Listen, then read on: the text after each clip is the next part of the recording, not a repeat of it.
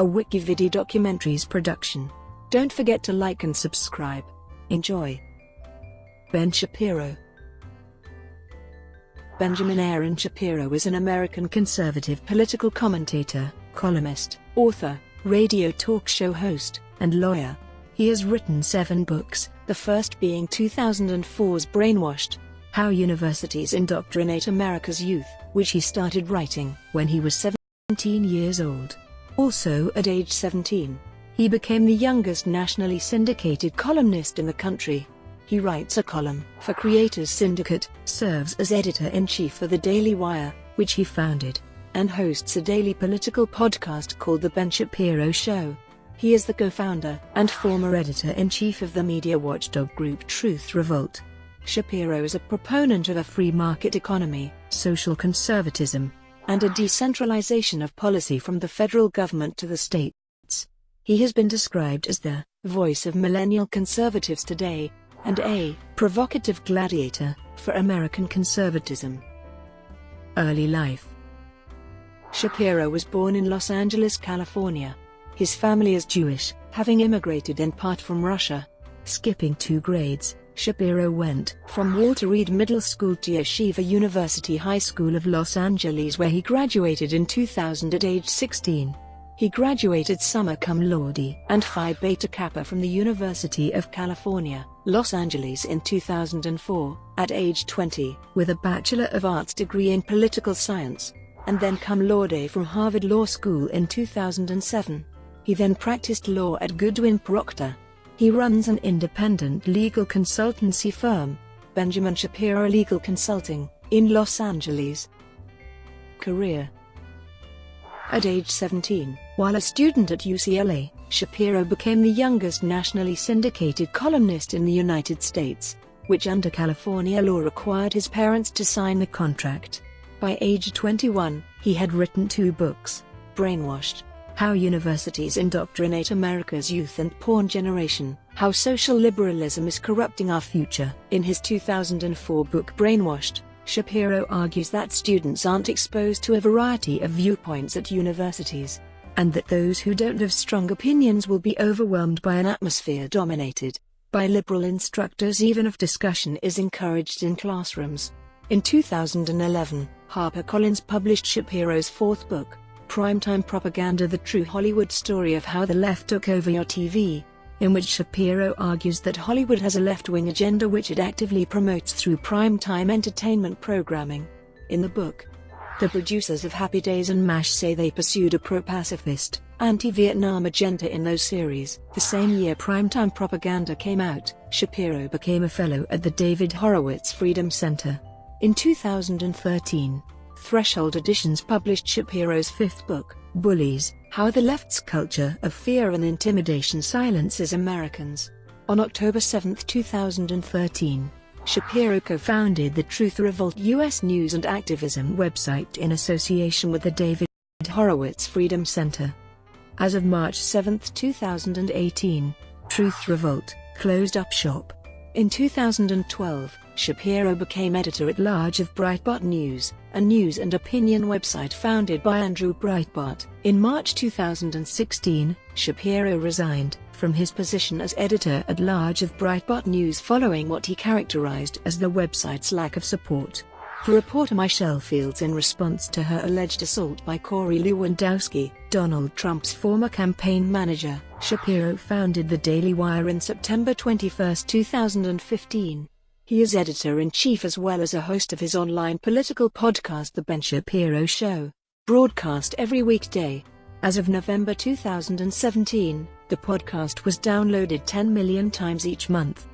On February 7, 2013, Shapiro published an article citing unspecified Senate sources who said that a group named Friends of Hamas was among foreign contributors to the political campaign of Chuck Hagel, a former U.S. Senator awaiting confirmation as Secretary of Defense as a nominee of President Barack Obama. In the article, Shapiro criticized the Obama administration for ignoring his questions about Hagel's foreign associations and called for full disclosure of Hagel's foreign ties. On February 20, Slate reporter David Weigel reported that he could not find any convincing evidence Friends of Hamas actually existed, based on personal interviews with Senate staffers, the Conservative Center for Security Policy, and the U.S. Treasury Department their responses list.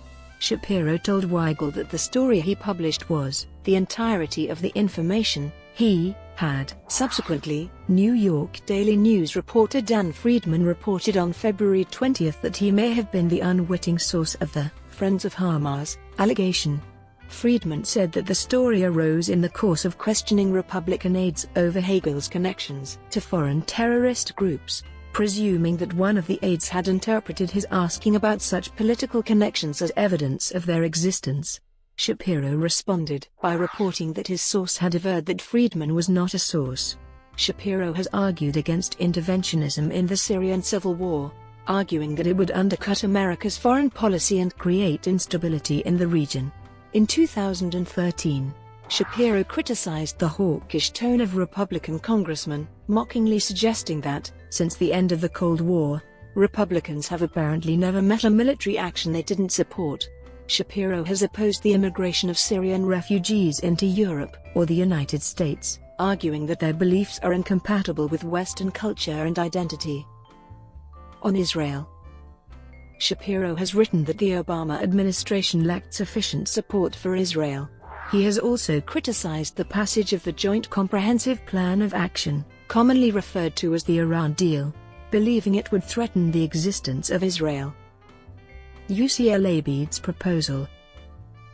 On February 25, 2014, the UCLA Undergraduate Student Association Council convened to consider a resolution for the university to join the boycott, divestment and sanctions movement. Shapiro appeared at his alma mater to deliver counter-arguments to the resolution. Shapiro argued that the resolution constituted hypocrisy and selective moral outrage in targeting Israel for its treatment of the Palestinians, which he described as far less egregious than the human rights violations carried out by other countries such as Saudi Arabia and Iran, and by groups such as the Palestinians themselves. He pointed to the differences between Israel and the rest of the countries in the Middle East as it relates to the treatment of sexual and religious freedom and diversity, and made the claim that the BDS movement is fueled not by true concern for human rights, but instead by anti-Semitism. Following Shapiro's comments, the resolution was rejected.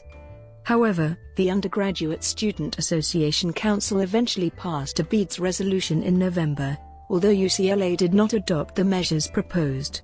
The university has repeatedly stated it has no intention of divesting from any Israeli or Israel-related companies. On liberalism, Shapiro, whose views have been described by the New York Times as extremely conservative, accuses contemporary liberals of creating an imaginary hierarchy of victimhood and glorifying perceived victims, leading to identity politics. The Times describes this as his central talking point. He believes, as he has argued in one of his books, that the left has used its dominance of cinema and TV to push its agenda. He also believes that the election of Donald Trump was more a vote against liberals, and Hillary Clinton in particular, than in favor of Trump's brand of conservatism. Islam and Muslims. In a YouTube video titled Ben Shapiro, The Myth of the Tiny Radical Muslim Minority published by TruthRevolt Originals, Shapiro estimates that there are presently 800 million radicalized Muslims out of the total Muslim population of 1.6 billion. Internationally, political fact-checking website PolitiFact gave the statement a rating of false. Shapiro responded by criticizing PolitiFact, saying that they do not want to draw any conclusion, and indicated that only right-wing sources are fact-checked. Other views. Shapiro holds that African Americans were historically victims of injustice in the United States, but that they are not victims of widespread systemic injustice today. As of November 2017, he supported lowering taxes on the very wealthy. He is in favor of privatizing Social Security, criminalizing abortion, and repealing the Affordable Care Act. Campus lectures. Shapiro frequently speaks at a number of college campuses across the country, often to present his conservative viewpoint on more controversial subjects. He spoke at 37 campuses between early 2016 and late 2017. University of Missouri. In November 2015, in the wake of the protests at the University of Missouri, Shapiro was invited by the campus chapter of the College Republicans, in conjunction with Young America's Foundation, to speak at the university. The speech, entitled, "The Truth is a Microaggression," was critical of the Black Lives Matter movement, safe spaces, microaggressions, and other aspects of American college campuses and the behavior of modern college students. The theater in which he spoke was filled to capacity as over 400 people attended, and the live stream of the event was viewed by more than 130,000 people. California State University, Los Angeles. On February 25, 2016, Shapiro gave a speech at California State University, Los Angeles, entitled, "When Diversity Becomes a Problem." Shapiro's speech focused on how the concepts of microaggressions and safe spaces were being used to suppress free speech in the name of diversity of skin color, while ignoring the value of diversity of thought. In response to the announcement of the speech, hosted by the campus chapter of Young Americans for Freedom, student protesters demanded that the speech be cancelled, labeling it as hate speech. The university's president, William Covino, eventually announced the cancellation of the speech 3 days before it was to take place, with the intention of rescheduling it so that the event could feature Shapiro debating someone with opposing viewpoints. In response to the cancellation, Shapiro said he would be attending the event anyway, and several lawsuits were threatened against the university for cancelling the speech. As a result, Covino ultimately backed down and allowed the speech to go on as planned.